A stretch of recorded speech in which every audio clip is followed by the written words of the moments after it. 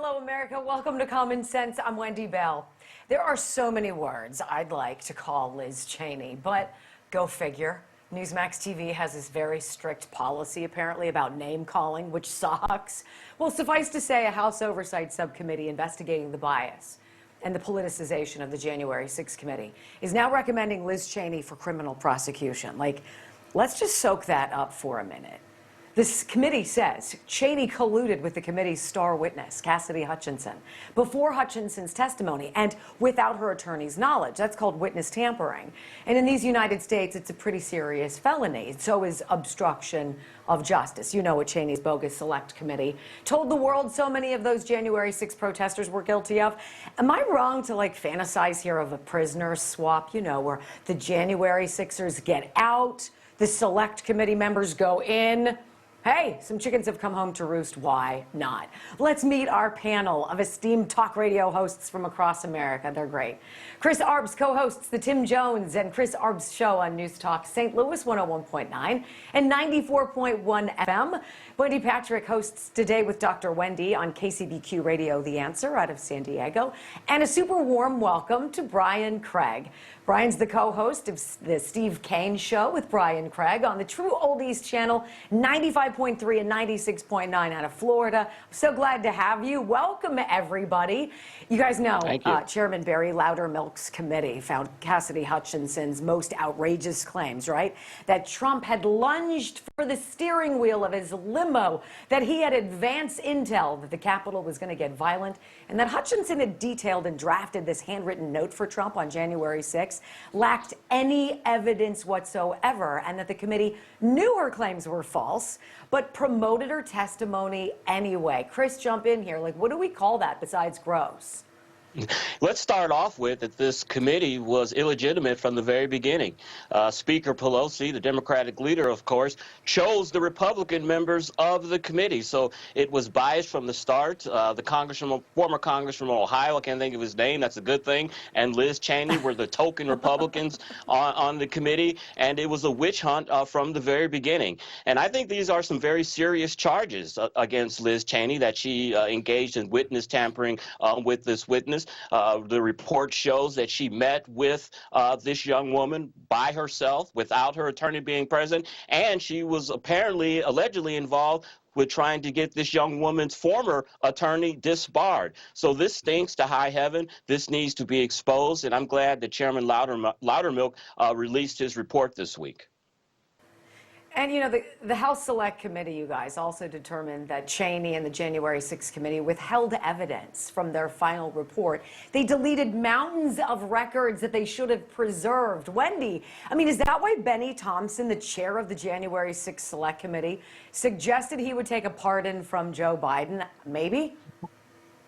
Wendy, it's not a rule-free zone that we're talking about. It's true it's not a court of law, but it's also true that due process, the concept that everybody should be treated fairly, is not limited to a courtroom. It is actually much broader than that. And when you hear hearings being conducted in ways that would never pass muster legally, you have to wonder whether or not a fact-finding mission that isn't anchored in good procedure is not going to be what it's worth. My colleague Chris says, stinks to high heaven. That's not a legal term, but it encapsulates the frustration of many in that there shouldn't be any taint if in fact we're going to rely on the findings, and if in fact we're going to corroborate the findings. That's what we would do in a court of law. That's what we should do in any type of committee.